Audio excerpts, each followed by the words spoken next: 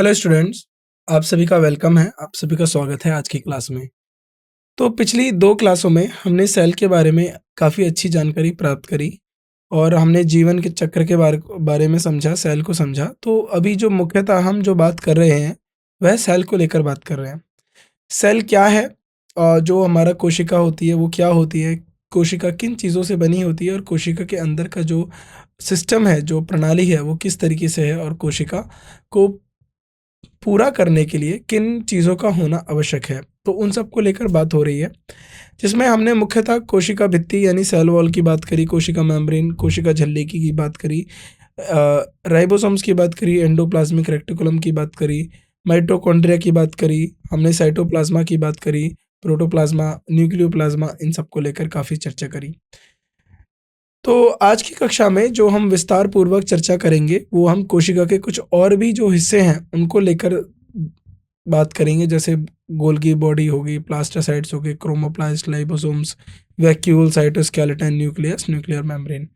तो आज की कक्षा में हम जो है सेल को पूर्णतः जो है समझ लेंगे और जो जानकारी जो हमारे एग्ज़ाम में हमसे पूछी जाती है, परीक्षा में पूछी जाती है, उन सारी जानकारियों को हम आज की कक्षा में जो है प्राप्त करके और कोशिका को यहीं समाप्त कर देंगे। उसके बाद अगली जो कक्षा होगी, उसमें हम अपने नए विषय के साथ शुरुआत करेंगे। तो मैं आप सभी का स्वागत करता हूँ आज की कक्षा में। और आज की कक्षा में जो हम शुरुआत करेंगे, जिस विषय पे हम शुरुआत करेंगे, वो है हमारा गोल्गी बॉडी। गोल्गी बॉडी मैंने आपको पहली क्लास में बताया था कि गोल्गी बॉडी किसने हमें गोल्गी बॉडी की खोज करी थी, तो उसका नाम आपको बताना है। अभी आप अपनी कॉपी पे उसका नाम लिख लीजिए। अगर आपको नहीं पता तो आप एक बार अपनी पिछले क्लास के जो आपने नोट्स बनाए हैं, उनको देखिए और उसके नाम को याद रखिए। गोल्गी बॉडी क्या है? यह सिस्टर्न कहलाने वाले स्टेक या समानांतर रूप से व्यवस्थित फ्लैटन सैक जैसे संरचना द्वारा बनाया जाता है। तो यानी सैक का मतलब क्या है कि यह एक सिस्टर्न और पाइपों के द्वारा इस तरीके से ये सैक होते हैं, या फिर ये इस तरीके से जो है, इस तरीके से जो है सेल के अंदर आपको इसका स्ट्रक्चर इन तरीके से देखने के लिए मिलेगा। इन्हें हम जो है गोल्गी बॉडी कहते हैं। गोल्गी बॉडी से जुड़े छोटे संरचनाओं के समूह मिलते हैं, जैसे कि वैक्यूल्स, जो वेसल्स होते हैं या वैक्यूल्स होते हैं, ये गोल्गी बॉडी के साथ जुड़े हुए होते हैं। गोल्गी सिस्टर्न के ल्यूमोनिन को एक दूसरे के साथ और चिकनी एंडोप्लाज्मिक यानी स्मूथ एंडोप्लाज्मिक रेक्टिकुलम के साथ संगत होते हैं। पौधों की कोशिकाओं में डायक्टोलोसम्स, जो हमारे डायक्टोलोसम्स के रूप में जाना जाता है। अब गोल्गी बॉडी का कार्य क्या होता है, यह हम अधिक इम्पोर्टेंट है। जो गोल्गी जो बॉडी होते हैं, वो सिक्रेशन यानी स्वरण के में होता है, यानी सिक्रेट करने का कार्य होता है इनका, स्त्रवण का कार्य होता है मुख्यतः। यह एंडोप्लाज्मिक रेक्टिकुलम द्वारा उत्पादित उत्पाद या स्वयं द्वारा संग्रहण, संशोधन और पैकिंग में मदद करता है। यानी जो एंडोप्लाज्मिक रेक्टिकुलम है, जो वह उत्पाद बना रहा है, या उस उत्पादक को या स्वयं के द्वारा जो बनाया गया है उसको संग्रहण करेगा, उसमें संशोधन करेगा, मॉडिफिकेशन करेगा और उसे पैकिंग का कार्य काम करेगा। यह प्लाज्मा मेम्ब्रेन के पूर्ण चक्रण में मदद करता है, यानी प्लाज्मा मेम्ब्रेन को रिसाइकल करने में मदद करता है, यानी प्लाज्मा मेम्ब्रेन को पुनः जो है चक्रण में मदद करता है। अब आता है हमारा प्लास्टिड्स। प्लास्टिड्स हम किन्हें कहते हैं? देखिए, यह दोहरी परत वाली मेम्ब्रेन सीमित अंग है जो केवल पौधों की कोशिका में पाया जाता है। तो याद करिए, अभी अभी हम सिर्फ पौधों की कोशिकाओं की बात करें तो पौधों की कोशिकाओं में हमें क्या क्या मिला? एक मिला सेल वॉल यानी कोशिका भित्ति, और उसके बाद हमें मिला प्लास्टिड्स। तो प्लास्टिड्स भी आपको कहाँ मिलेंगे? सेल के अंदर, यानी पौधों की कोशिकाओं में। यह दोहरी परत वाली मेम्ब्रेन सीमित अंग है जो केवल पौधों की कोशिका में पाया जाता है। तो ये कहाँ पाया जाएगा? आपको पौधों की कोशिकाओं में पाया जाएगा। प्लास्टिड्स में ग्रना और स्ट्रोमा नामक 2 क्षेत्र होते हैं, यानी ग्रना और स्ट्रोमा नाम के 2 जो हैं रीजन्स होंगे प्लास्टिड्स में। ग्रना मोनोब्रेन फ्लैटनेड यानी मोनोब्रेन फ्लैटलेट सैक जैसे संरचना के ढेर होते हैं। ग्रना के प्रत्येक सैक जैसी संरचना को थाइलोकॉइड कहा जाता है, यानी जो प्रत्येक सैक जो होता है ग्रना के अंदर, उसको हम थाइलोकॉइड कहते हैं। गन्ना में प्रकाश संश्लेषण की प्रक्रिया के लिए क्लोरोफिल अणु होते हैं। तो अब पूछा जाएगा कि जो प्रकाश संश्लेषण करते हैं यानी प्रकाश संश्लेषण की जो प्रक्रिया होती है उसके लिए जो ज़रूरी अणु होते हैं क्लोरोफिल के, वो कहाँ पाए जाते हैं? तो वो प्लास्टिड्स में मिलते हैं। और प्लास्टिड्स के अंदर भी और ज़्यादा पूछे तो ग्रना, और ग्रना में भी अगर कहाँ मिलेंगे तो ग्रना यानी थैलोफाइटा जो सैक होते हैं ग्रना के, उसके अंदर पाया जाता है। ग्रना के स्थान के चारों ओर पाया जाने वाला रंगहीन समान तरल पदार्थ को स्ट्रोमा कहा जाता है। तो स्ट्रोमा भी कहाँ मिलेगा? ग्रना में मिलेगा, प्लास्टिड्स में मिलेगा। और ये कैसा पदार्थ होगा? ये रंगहीन पदार्थ होगा। आपस में ग्रना के थैलोकॉइड मोनो मेम्ब्रेन्स ट्यूबल्स की शाखाओं द्वारा से जुड़े होते हैं। ये आपस में कैसे जुड़े होंगे? ट्यूबल्स के जो है, इनके जो ट्यूब्स हैं उनकी शाखाओं के द्वारा जुड़े होते हैं, जिन्हें हम लैमेले कहते हैं। प्लास्टिड्स में माइटोकॉन्ड्रिया की तरह अपना खुद डीएनए और राइबोसोम्स होते हैं। तो अब एक हो गया सेल, सेल का खुद का डीएनए और राइबोसोम्स था, तो अब यहाँ पर आ गया राइबोसोम्स। अब देखिए माइटोकॉन्ड्रिया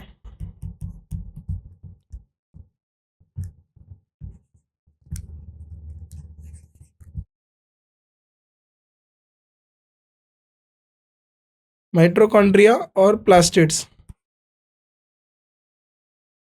इनके खुद के क्या होते हैं? डीएनए, और इनके खुद के क्या होते हैं? राइबोसोम्स।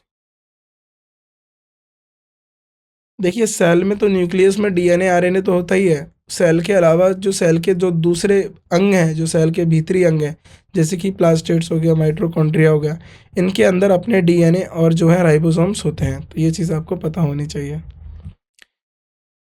ल्यूकोप्लास्ट, अब ल्यूकोप्लास्ट क्या होता है? ये अभी हम प्लास्टिड्स के अंदर की ही बात कर रहे हैं। प्लास्टिड्स के भी 3 प्रकार हम पता कर लेते हैं। ल्यूकोप्लास्ट रंगहीन प्लास्टिड्स है जो खाद्य पदार्थ को स्टार्च, प्रोटीन और लिपिड के रूप में संग्रहित करता है। याद रखना है इनके काम। ल्यूकोप्लास्ट, ल्यूकोप्लास्ट क्या करेगा? ये कलरलेस है और ये स्टोर करेगा, और उसमें भी क्या स्टोर करेगा? स्टार्च, प्रोटीन और लिपिड। लिपिड को हम वास कहते हैं। तो लिपोप्लास्ट फैट को भी स्टोर रखता है। तो जहाँ जहाँ लिपिड होगा वहाँ आप समझिए फैट भी है, वसा भी है। क्लोरोप्लास्ट हरे प्लास्टिड्स जिनमें क्लोरोफिल होता है। तो क्लोरोप्लास्ट यानी देखिए प्लास्टिड्स में क्लोरोप्लास्ट,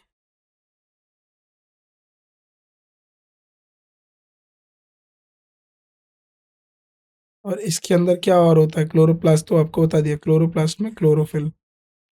और क्लोरोफिल क्या होता है? जहाँ जो प्रकाश संश्लेषण की प्रक्रिया में मददगार होता है। तो प्रकाश संश्लेषण की प्रक्रिया कौन करेगा? क्लोरोफिल करेगा। तो याद रखिएगा। क्लोरोप्लास्ट फूल और फल में मौजूद रंगीन प्लास्टिड है। और क्रोमोप्लास्ट क्या है? क्रोमोप्लास्ट जो होते हैं फूल और जो फल होता है उसके अंदर मौजूद रंगीन जो प्लास्टिड्स होते हैं उनको हम क्लोरोप्लास्ट कहते हैं। और इनका कार्य क्या होता है? देखिए क्रोमोप्लास्ट का ये हरे प्लास्टिड्स की सौर ऊर्जा में फंसते हैं। जैसे जो ग्रीन प्लास्टिड्स हो गए वो सौर ऊर्जा में क्या करेंगे? ट्रैप करके, सौर ऊर्जा को ट्रैप करके उससे खाना बनाएंगे हैं, ताकि फोटोसिंथेसिस की प्रक्रिया यानी प्रकाश संश्लेषण की प्रक्रिया द्वारा भोजन निर्माण कर सके। तो जो हरे रंग के होंगे वह जो हमारा सूर्य है या फिर हम सौर ऊर्जा है उसकी मदद से प्रकाश संश्लेषण की प्रक्रिया कर कर अपना जो खाना है वह बनाते हैं, खाने का निर्माण करते हैं। क्रोमोप्लास्ट आकर्षक रंग प्रदान करते हैं। जैसे आपने देखा होगा ल्यूकोप्लास्ट जो है संग्रहण में मदद करता है। तो क्रोमोप्लास्ट क्या करेगा? जो कलर है फल सब्जी पेड़ पौधों को फल दे कलर रंग देगा, और वहीं ल्यूकोप्लास्ट जो है वह संग्रहण का काम करता है। संग्रहण में स्टार्च हो गया, लिपिड हो गया और प्रोटीन हो गया। तो यह इसके कार्य आपको पता होने चाहिए प्लास्टिड्स के। अब आता है लाइसोसोम्स। देखिए अगर मैं आपसे कहूँ सेल जो है हमारा खुदकुशी कर लेता है, तो क्या आप इस बात पे यकीन करेंगे? ऐसा सेल करता है, क्योंकि जब सेल नष्ट होने लगता है तो वो सेल खुद को ही नष्ट कर लेता है। तो इसीलिए उसको उसके अंदर एक एंजाइम होता है जो सेल को तबाह करने के लिए रहता है, उसको हम बोलते हैं लाइसोसोम्स। समझ लेते हैं लाइसोसोम्स क्या है। लाइसोसोम आमतौर पर गोलाकार होता है। तो लाइसोसोम का अगर मैं बात करूँ शेप कैसी होती है? गोलाकार की होती है। यह आकार में छोटा होता है। और यह कैसा होगा? आकार में छोटा होगा, जिसे एकल मेम्ब्रेन घेरती है। और इसको कौन घेरती है? एकल मेम्ब्रेन, सिंगल मेम्ब्रेन जो है इसको घेरेगी। लाइसोसोम पाचक एंजाइम से भरे होते हैं। तो लाइसोसोम्स जो होंगे वो पाचक एंजाइम होंगे, उनके अंदर खाना पचाने वाले जो पाचक डाइजेस्टिव एंजाइम है, जो हर चीज़ को पचा जाए, ऐसे एंजाइमों से घिरे होते हैं। इसका एंजाइम हाइड्रोलिटिक एंजाइम के रूप में भी जाना जाता है। तो जो हाइड्रोलिटिक एंजाइम्स होते हैं उसके रूप में भी इसे हम इन्हें कहा जाता है, और ये गोल्जी कॉम्प्लेक्स द्वारा बनाया जाता है। तो ये किसके द्वारा बनाया जाता है? गोल्जी कॉम्प्लेक्स द्वारा। तो लाइसोसोम्स के बारे में क्या पढ़ा आपने? ये गोलाकार के होते हैं,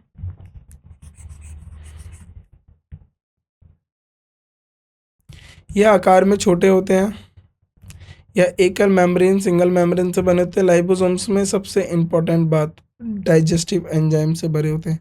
तो पूछा जाए किसके अंदर डाइजेस्टिव एंजाइम्स भरे हुए हैं? लाइसोसोम्स के अंदर डाइजेस्टिव एंजाइम भरे हुए हैं। यह गोल्जी कॉम्प्लेक्स द्वारा बनाया जाता है। तो ये किसके द्वारा बनाया जाता है? गोल्जी कॉम्प्लेक्स द्वारा। ये आपको पता होना चाहिए। इसका कार्य क्या है? यह कोशिका के बड़े अणुओं को पाचन में मदद करता है। तो जो कोशिका के जो बड़े मॉलिक्यूल हैं उनको पाचन में मदद करता है, या कोशिका को खुद से भी जो है डेड कर देता है।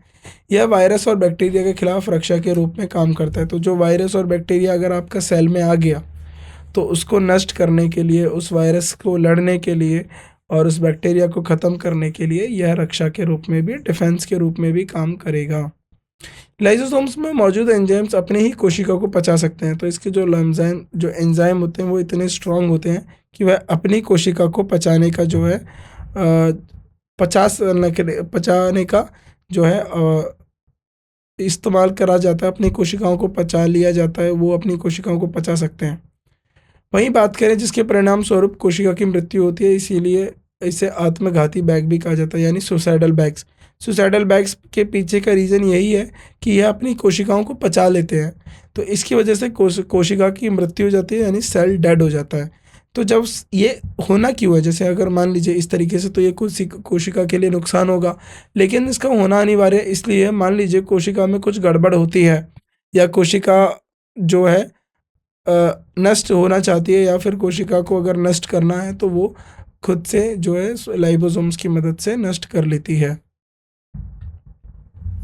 आपने सुना ही होगा, हमारे जो शरीर है उसके अंदर बहुत सारे जो सेल हैं वो टूटते हैं, और बहुत सारे नए सेल की जो है उत्पत्ति होती रहती है, और यह प्रक्रिया तब तक चलती है जब तक जीवन रहता है। तो जीवन चक्र तक यह प्रक्रिया हमेशा चलती ही रहेगी।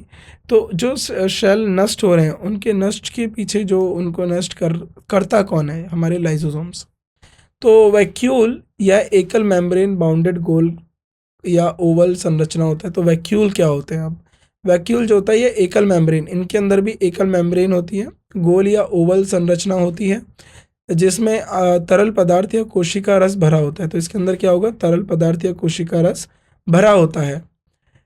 पशु कोशिकाओं में वैक्यूल छोटे आकार के होते हैं। देखिए, अब वैक्यूल जो होता है ह्यूमन के अंदर, जो वैक्यूल है, जो पशु हैं उनके अंदर वैक्यूल छोटे आकार के होते हैं, वहीं पौधों के अंदर जो वैक्यूल हैं वो बड़े आकार के होते हैं। क्यों ऐसा होता है? क्योंकि देखिए इसमें क्या होता है, वैक्यूल जो है स्टोर का काम करते हैं।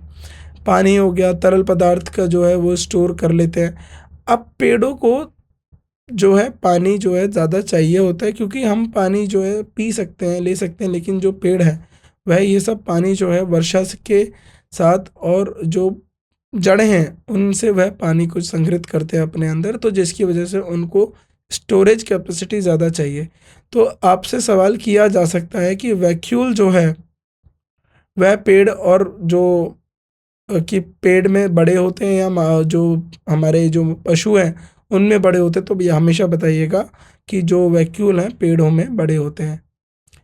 परिपक्व पौधे कोशिका में केवल एक बड़ा वैक्यूल होता है, जो कोशिका की 90% जगह को घेरता है। जो हमारे बड़े मैच्योर पेड़ होते हैं, परिपक्व पेड़ जो पौधे होते हैं या परिपक्व पेड़ होते हैं, उनके अंदर जो वैक्यूल होता है वो काफ़ी बड़ा होता है। वह इतना बड़ा होता है कि जो पूरा सेल है उसका 90% भाग घेर लेता है। यानी अगर सेल को मान लीजिए मैं ये बोलूँ 100 सेंटीमीटर का है, तो 90 सेंटीमीटर वैक्यूल हो गया, और जो 10 सेंटीमीटर में जो अन्य बातों को हमने पढ़ा है, अन्य चीज़ों को हमने सेल के अंदर पढ़ा है, कोशिकाओं के अंदर पढ़ा है, वह सिर्फ 10% जो हिस्सा है उसमें रहते हैं। वैक्यूल को घेरने वाली मेम्ब्रेन को टेनोप्लास्ट कहा जाता है। तो याद रखना, जो वैक्यूल्स को घेरा करती है मेम्ब्रेन, उसको आप टेनोप्लास्ट कहते हैं। अब फंक्शन क्या है? जानवरों में रिक्तियां जल संतुलन से संबंधित होती हैं। तो जो जानवरों के अंदर जो जन संतुलन होता है वह किनकी मदद से होता है? वह रिक्तियां यानी वैक्यूल्स की मदद से होता है। यह विभिन्न पदार्थों को सहित कचरा उत्पाद भी संग्रहित करते हैं, यानी जो खराब चीज़ें हैं उसको भी संग्रहित करके जो है वैक्यूल सकते हैं। यह पौधा यह कोशिका को टारगेटेड प्रदान करता है। टारगेटिटी का मतलब है मजबूती प्रदान करता है, जो हमारी कोशिका होती है प्लांट सेल की। अब आता है हमारा साइटोस्केलेटन। साइटोस्केलेटन क्या होता है? साइटोस्केलेटन माइक्रोट्यूब्यूल्स और माइक्रो जो फिलामेंट्स सेल या साइटोस्केलेटन का निर्माण में भाग लेते हैं। तो जो माइक्रोट्यूब्यूल्स और माइक्रोफिलामेंट्स हैं वो साइटोस्केलेटन जो है सेल जो कोशिका में भाग लेते हैं। माइक्रोट्यूब्यूल्स प्रोटीन इकाइयों से बने होते हैं। जो माइक्रोट्यूब्यूल्स हैं वो किससे बने हैं? प्रोटीन से बने होने वाले ट्यूबल्स होते हैं। और माइक्रोफिलामेंट्स लंबे, पतले और सिलेंड्रिकल छड़ी के होते हैं, जो प्रोटीन एक्टिन से बने होते हैं। वो प्रोटीन एक्टिन से और एक प्रोटीन से बने होते हैं। देखिए, माइक्रोफिलामेंट्स क्या होंगे? पतली झाड़ी के लंबे, जो हमारे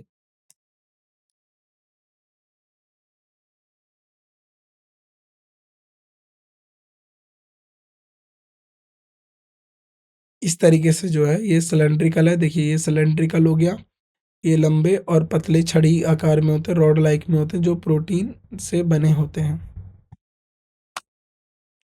function, it seems like you have, ये फंक्शन क्या है अब इसका हम देख लेते हैं। साइटोस्केलेटन कोशिका को संरचनात्मक सहारा प्रदान करते हैं।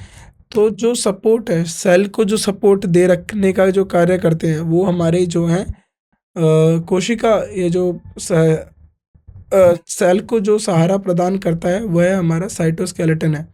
यानी जैसे हमारा शरीर है, हमारे शरीर को ढांचा जो कौन देता है? अगर आपको पता हो, हमारे शरीर जो है, हड्डियां जो होती हैं वो हमारे शरीर को ढांचे में रखती हैं। यानी अगर जो ढांचा होगा उससे हमारा जो शरीर है वह एक इस तरीके से रहेगा। अगर आप हड्डियां नहीं रखेंगे तो सब एक के ऊपर एक समावेश हो सकता है, तो उससे हमारे शरीर को प्रॉपर ढांचा नहीं मिलता। तो ढांचे में हमें रखने के लिए जो हमारे शरीर का जो ढांचा रखने के लिए जो योगदान होता है वह हड्डियों का होता है। उसी तरीके से अगर हम बात करें इसकी, जो सेल है, सेल को जो ढांचा कौन देता है? सेल को जो ढांचा जो है हमारा साइटोस्केलेटन देता है। यह कोशिका की गतिशीलता में सहायता करता है। यानी कोशिका इधर से उधर मूव कर सकती है, उसको गतिशीलता में जो सहायता है वह कौन करेगा? गतिशीलता की जो सहायता है वह हमारा साइटोस्केलेटन करेगा। आगे बढ़ते हैं। अब जो बात करते हैं हम अपना नाभिक की, तो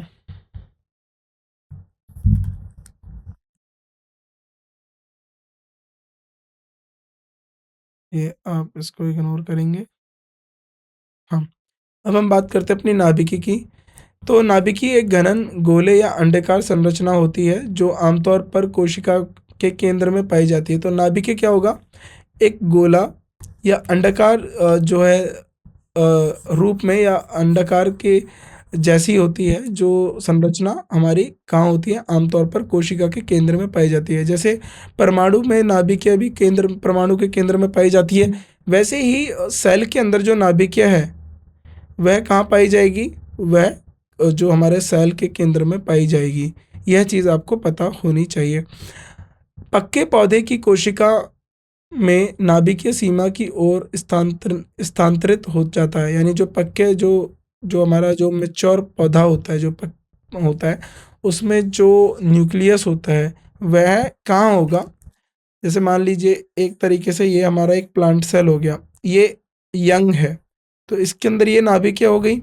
और जैसे जैसे ये परिपक्व हो गया, यानी ये मैच्योर हो गया, तो ये जो नाभिकीय यहाँ थी वो यहाँ पर आ जाएगी, पेरिफेरल में आ जाएगी, यानी उसके प्लांट के कोनों पे आ जाएगी, नज़दीक आ जाएगी, जहाँ पर हमारी जो है कोशिका झिल्ली या कोशिका भित्ति होती है। आमतौर पर कोशिका में एक नाभिक पाया जाता है, लेकिन कुछ कोशिकाओं में एक से अधिक हो सकते हैं।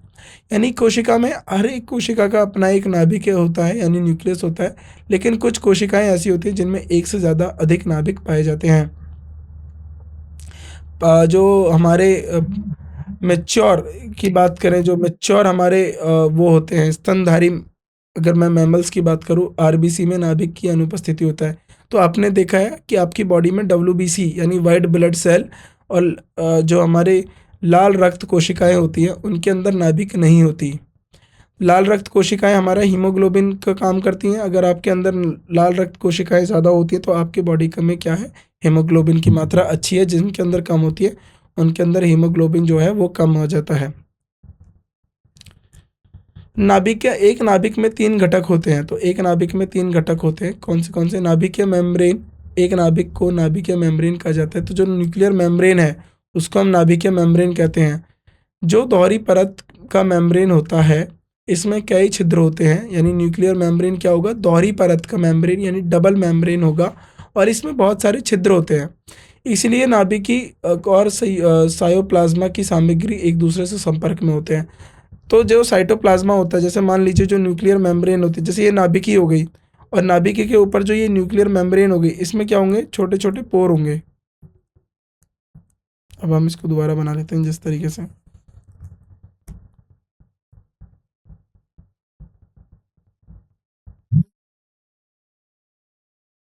इस तरीके से छोटे छोटे पोर होंगे। इन पोर की जो मदद से क्या होता है कि जो साइटोप्लाज्मा है और जो नाभिकीय है उसमें जो इनके अंदर सामग्री है वह आदान प्रदान हो सकती है, वह आ सकती है, जा सकती है और एक दूसरे के संपर्क में रहती है। नाभिकीय मेम्ब्रेन में पाए जाने वाले छिद्र सामग्री के परिवहन को आगे या पीछे करने की अनुमति देते हैं। तो इन्हीं छिद्रों की वजह से जो नाभिकीय के अंदर जो सामग्री है वह अंदर या बाहर जाने का जो है इसको जो है अनुमति देते हैं कि ये अंदर आ सकती है या बाहर जा सकती है। आगे बढ़ते हैं। न्यूक्लियो अब आता है हमारा न्यूक्लियोप्लाज्मा। न्यूक्लियोप्लाज्मा क्या होता है? नाभिक के अंदर पाए जाने वाला घन रंगहीन तरल पदार्थ और न्यूक्लियोप्लाज्मा कहा जाता है। न्यूक्लियोप्लाज्मा के अंदर धागे की तरह संरचना का जटिल ढेर मिलता है। यानी ये इस तरीके से मिलेगा, धागे की तरह इस तरीके से मिलेगा। यानी नाभिक के अंदर पाए जाने वाला घन जो फ्लूइड है और रंगहीन तरल पदार्थ को न्यूक्लियोप्लाज्मा कहते हैं। तो ये जो तरल है ये कैसा होगा? रंगहीन तरल होगा और इसी को हम न्यूक्लियोप्लाज्मा कहते हैं। अभी हमने बताया था प्रोटोप्लाज्मा के 2 हिस्से, साइटोप्लाज्मा, न्यूक्लियोप्लाज्मा। तो न्यूक्लियोप्लाज्मा कहाँ? न्यूक्लियस के अंदर, नाभिक के अंदर होता है। साइटोप्लाज्मा कहाँ? नाभिक के बाहर और सेल के अंदर होता है।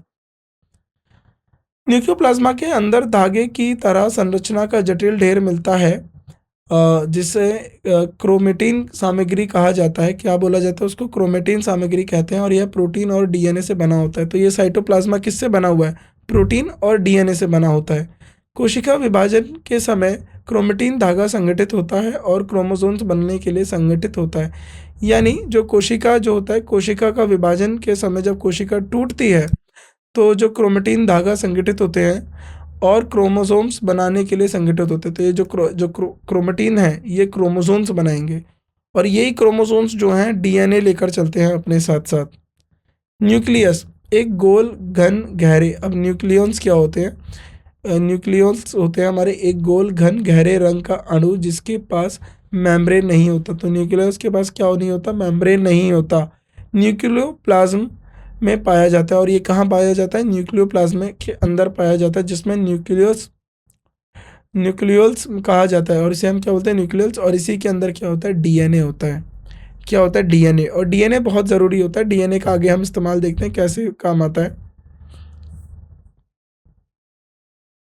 नाभिक सेल के सभी कोशिकाएं गतिविधियों को नियंत्रित करता है। जो नाभिक होता है हमारी जो सेल की जो है गतिविधियों को जो है नियंत्रित करता है, इसीलिए इसके सेल को नियंत्रण कक्ष कहा जाता है। जैसे हमारा जो शरीर है और हमारा जो शरीर है उसका जो मस्तिष्क है वो सबका सब जो है क्या करेगा? कंट्रोल करेगा हमारी बॉडी को, है ना? तो हमारा हाथ कैसे चलेगा, कैसे, देखिए अब मैं आपको पढ़ा रहा हूँ, आपको जो बातें बता रहा हूँ, मेरी आंखें देख रही हैं, मैं ये पढ़ पा रहा हूँ, अपने हाथों को जो है इस्तेमाल कर पा रहा हूँ, लिख पा रहा हूँ। इसको कंट्रोल करना ये सब किसके द्वारा कंट्रोल या नियंत्रित करा जा रहा है? ये सब मस्तिष्क के द्वारा किया जा रहा है। अब उसी तरीके से कोशिका के अंदर कोई काम किस तरीके से होगा, यह भी मस्तिष्क के द्वारा किया जाए, वो कोशिका की नाभिक के द्वारा किया जाएगा, यानी न्यूक्लियस के द्वारा किया जाएगा। आगे बढ़ते हैं। अब आता है हमारा राइबोसोम्स में आरएनए की संश्लेषण न्यूक्लियस द्वारा किया जाएगा। अब राइबोसोम्स में जो होता है आरएनए में का जो है संश्लेषण करते हैं राइबोसोम्स के अंदर। कोशिका विभाजन के दौरान नाभिक एक महत्वपूर्ण भूमिका निभाते हैं। तो यानी जब कोशिका का विभाजन होता है तो जो न्यूक्लियस होते हैं यह एक बहुत महत्वपूर्ण भूमिका निभाया करते हैं कोशिका के विभाजन के दौरान। आनुवंशिक जानकारी क्रोमोसोम्स के माध्यम से एक कोशिका पीढ़ी से अगली पीढ़ी तक जाती है। तो ये जो क्रोमोसोम्स होते हैं ये क्या लेते हैं, ये डीएनए लेकर चलते हैं, और ये जो डीएनए जो होता है ये जो एक पीढ़ी से दूसरी पीढ़ी तक जो जानकारी है लेकर जाता है। जैसे मैंने आपको बताया था कि किन्हीं की आँखों का रंग, बालों का रंग या कद काठी का छोटा बड़ा होना और आँखों के रंगों में बदलाव होना और भी बहुत सारी जो बातें होती है, यह कौन हमारा जो है एक पीढ़ी से दूसरी पीढ़ी तक लेके जाता है, क्रोमोसोम्स लेके जाते हैं। और क्रोमोसोम्स के अंदर क्या होते हैं, हमारी जो है डीएनए होता है। तो आनुवंशिक जानकारी क्रोमोसोम्स के माध्यम से एक कोशिका पीढ़ी से अगली पीढ़ी तक होती है, जो क्रोमेटिन द्वारा बनाई गई होती है। अगर हम डिफरेंस देखें एनिमल सेल और प्लांट सेल में क्या अंतर है, तो यहाँ पर अभी हम देख लेते हैं। पहले इंग्लिश में पढ़ लेते हैं, फिर हिंदी में देख लेंगे। जो हमारा प्लांट सेल है, या फिर हम बात करें जो हमारा पौधों की कोशिका है, वह जो बंद करी जाती है थिक ग्रिड dead cell wall in addition to plasma membrane. देखिए प्लाज्मा मेम्ब्रेन जो हमारी प्लाज्मा झिल्ली है, वह एनिमल में यानी पशुओं के जीवों के सेल में और पौधों के जो हमारी कोशिकाएं हैं दोनों में रहेंगी। लेकिन पौधों की कोशिकाओं के अंदर एक जो है हमारी कोशिका भित्ति होती है जो डेड सेल के से बनी होती है, जिसके वजह से उन्हें एक्स्ट्रा मजबूती मिलती है। जो वैक्यूल होते हैं वह अभी हमने बताया था, प्लांट सेल जो होते हैं, प्लांट की जो कोशिकाएं होती हैं उनके अंदर बहुत बड़े होते हैं और 90% तक भाग जो है वैक्यूल रखते हैं। वहीं जो एनिमल जो कोशिका होती है, जो जानवर पशुओं की कोशिकाएं होती है, उनके अंदर जो वैक्यूल होते हैं वो छोटे होते हैं। Nucleus of plant cell push to one side of the cytoplasm. अब क्या बोला गया है, जब हमने बताया था कि जब कोई परिपक्व हो जाता है पौधा तो उसके मध्य से हटकर जो उसका जो न्यूक्लियस होता है वो किनारे पे आ जाता है। वहीं जो हमारा पशुओं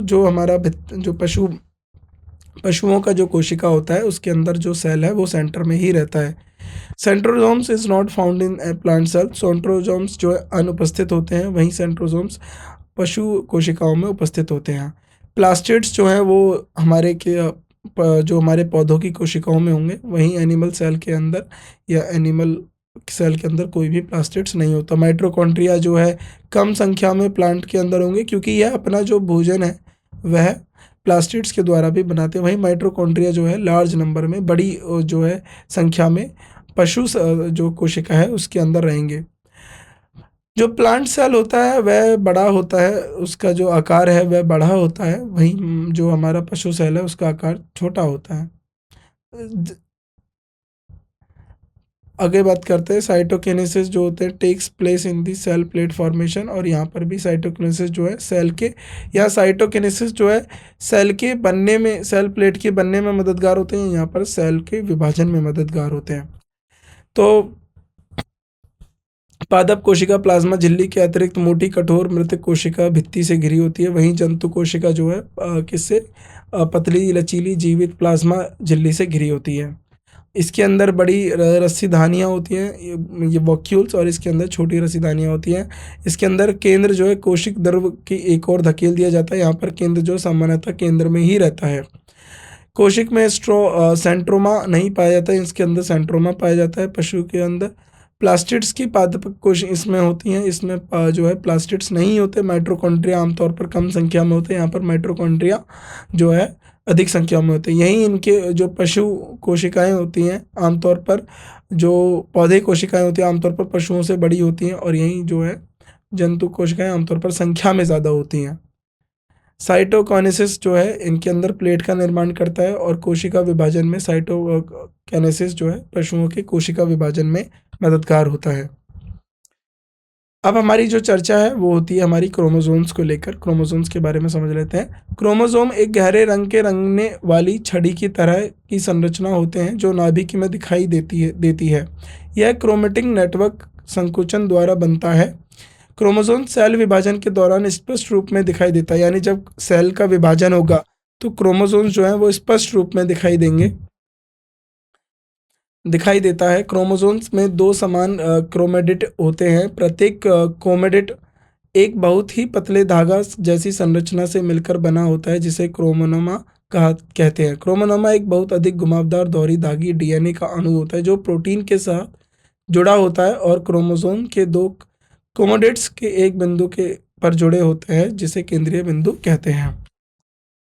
क्रोमोसोम से गहरे रंग और रंगने वाली छड़ी की तरह की संरचना होती है जो नाभिक में दिखाई देती है। यह क्रोमेटिन नेटवर्क की संकुचन द्वारा बनता है। क्रोमोसोम सेल विभाजन के दौरान स्पष्ट रूप में दिखाई देता है। इन सब को लेकर अभी हमने आपसे चर्चा कर ली। तो ये हमारा कुछ क्रोमोसोम्स है इस तरीके से।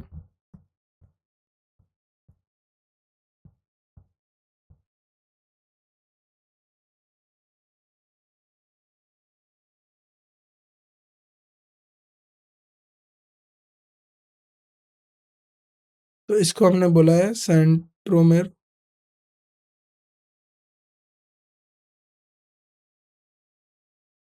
इसको बोलेंगे हम काइनेटोकोर।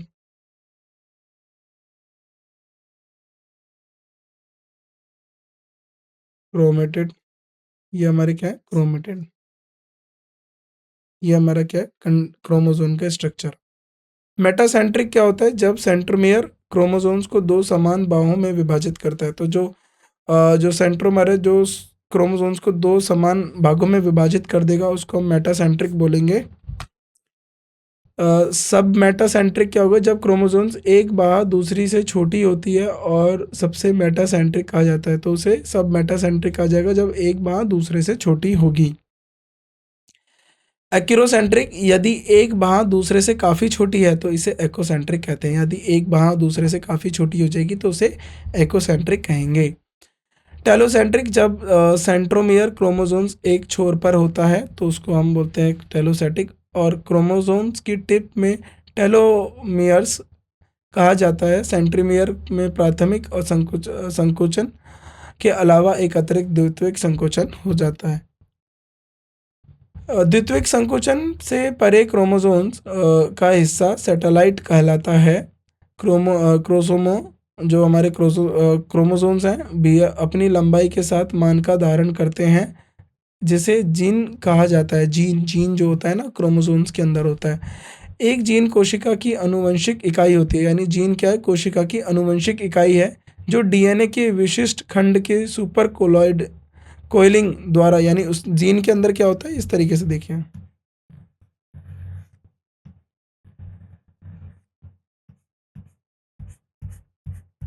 इस तरीके से हमारा जो जीन होता है, जीन के सुपर कूलिंग के द्वारा जब जीन होता है तब हमारा डीएनए में होता है। डीएनए के सुपर कूलिंग से जीन होता है। जीन क्रोमोसोम्स में स्थित परिस्थिति होते हैं जो लोकई कहा जाता है। जीन कोशिका को आनुवंशिक जानकारी को वहन करते हैं और इससे एक पीढ़ी से अगली पीढ़ी तक संरचना करी जाती है। तो यानी जीन का ट्रांसफर होता है एक पीढ़ी से दूसरी पीढ़ी तक। तो ये जो डीएनए का जब देखा हो जाता है कि अगर आपने सुना हो तो बच्चों में डीएनए मैप करके बताया जाता है कि आपका जो डीएनए वो आपके पिता से होगा। तो डीएनए मैपिंग से पहचान करी जाती है। क्रोमोसोम्स की संख्या अब ये याद रखना, ये बहुत एग्जाम में इम्पोर्टेंट है, ये पूछ लिया जाता है। विशेष प्रजाति एक व्यक्ति की कोशिक की नाभिक में क्रोमोसोम्स की संख्या स्थिर होती है। इसे डेलाइड क्या होता है? डिप्लॉयड नंबर या डिप्लॉयड संख्या के रूप में जाना जाता है। उदाहरण के लिए मानव कोशिका में 23 जोड़ी हैं, 23 पेयर हैं, 23 पेयर। मैं वो बता रहा हूँ आपको, अभी आप लिख लीजिए।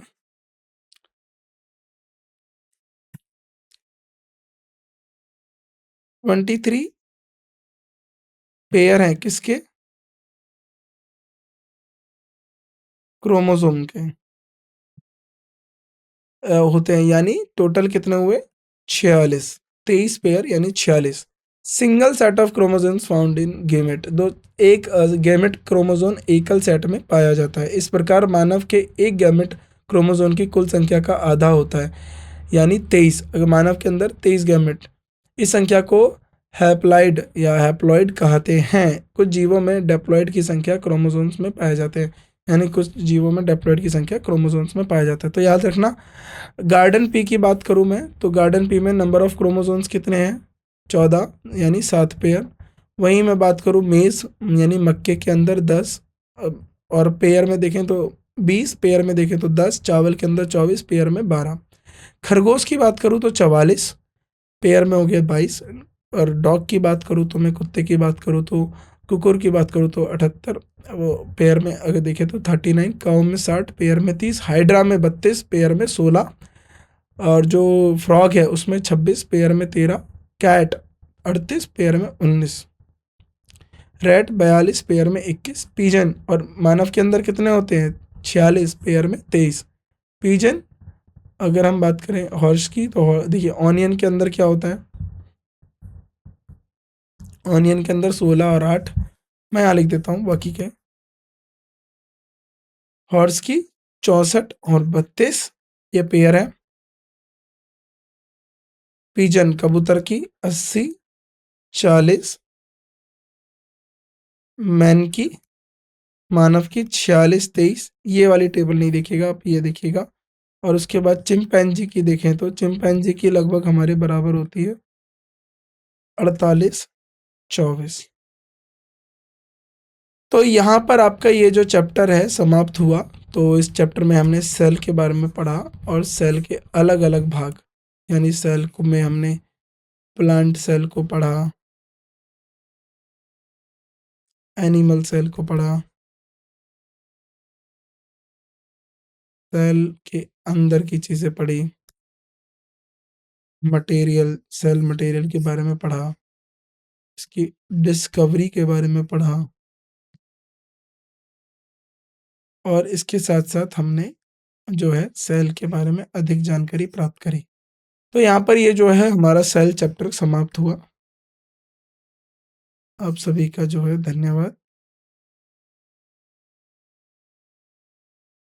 तो देखिए, अब जो सेल है वह आपके परीक्षा के लिए बहुत महत्वपूर्ण जो चैप्टर है वह, क्योंकि यहाँ से 2 से आपके 3, अगर परीक्षा में मान लीजिए अगर आपके जर्नल विज्ञान या सामान्य विज्ञान के अगर 20 क्वेश्चन आते हैं तो 2 से 3, अगर 20 से अधिक आते हैं तो 3 से 4 क्वेश्चन जो है वह यहाँ से पूछे जा सकते हैं। तो सामान्य विज्ञान बहुत ही अत्यंत महत्वपूर्ण हो जाता है, और जब हम उसमें बात करें जीव विज्ञान को लेकर वह और भी अत्यंत महत्वपूर्ण हो जाता है। तो इन चीज़ों के बारे में आपको जानकारी होनी चाहिए, कोशिका के बारे में जानकारी होनी चाहिए, कोशिका के प्रकार के बारे में जानकारी होनी चाहिए, किन से कोशिकाएं बनी हैं इस बारे में भी आपको जो है पूर्णतः से जानकारी होनी चाहिए। अगर आपको कोई भी समस्या होती है, आपको लगता है कि कुछ चीज़ों को लेकर और ज़्यादा हमें जानकारी चाहिए, तो उसके लिए हम आपको जब सवाल करवाएंगे इसको ऊपर, यानी किस तरीके की परीक्षा में आपसे सवाल किए गए, और उसके साथ साथ अभ्यास प्रश्न भी हम आपके साथ कराएंगे, प्रैक्टिस क्वेश्चंस भी हम आपको कराएंगे। तो वहाँ पर और भी जो जानकारी है वो आपके साथ साझा करेंगे, यानी जो अभी तक पढ़ाया है और जो आपकी परीक्षा में पूछा जाएगा वह इतना जो है पूर्ण है, इससे अधिक आपकी परीक्षा में नहीं पूछा जाएगा। तो आप क्या है, इसी चीज़ को अच्छे से पढ़िए और इसी का निरंतर अभ्यास करते रहिए। जब तक आप चीज़ों का निरंतर अभ्यास करते रहेंगे तो चीज़ें आपको याद होती रहेंगी। यहाँ से हमारा काम तो हुआ ख़त्म सेल को लेकर, कोशिका को लेकर। अब आपका काम होता है शुरू। आपको चीज़ों को समझना है, निरंतर अभ्यास करते रहना है, अपने जो नोट्स हैं उन्हें बनाइए, उसमें बराबर जो है इन बातों को लिखिए, हाईलाइट करिए और निरंतर अभ्यास करते रहिए, क्योंकि सामान्य विज्ञान को याद करने के लिए बायोलॉजी में तो देखिए फिजिक्स में आप समझ लेंगे, केमिस्ट्री में आप समझ लेंगे, बायोलॉजी में कुछ कुछ हद तक आप बहुत हद तक समझ लेंगे, लेकिन कुछ बातों को आपको याद रखना होगा। जैसे लाइसोसोम्स हो गया। अब लाइसोसोम्स आत्मघाती होता है। अब अगर आपको ये नहीं पता होगा तो आप भूल जाएंगे, क्योंकि इसके अंदर पाचन जो होते हैं हमारे एंजाइम्स होते हैं। अगर ये आपको नहीं पता, पावर हाउस किसे बोला जाता है? माइटोकॉन्ड्रिया को। और जो है ऊर्जा इकाई हम किसे बोलते हैं, एटीपी को। अगर आपको ये नहीं पता तो नहीं पता, इसीलिए इन चीज़ों को आप निरंतर अभ्यास करके याद कर सकते हैं। तो आज की कक्षा में बस इतना ही, हमें दीजिए विदा, और हम आपसे मिलते हैं अगली कक्षा में। हमसे जुड़ने के लिए शुक्रिया, और अगली कक्षा में हम आपसे अगले चैप्टर को लेकर बात करेंगे। आप सभी का धन्यवाद।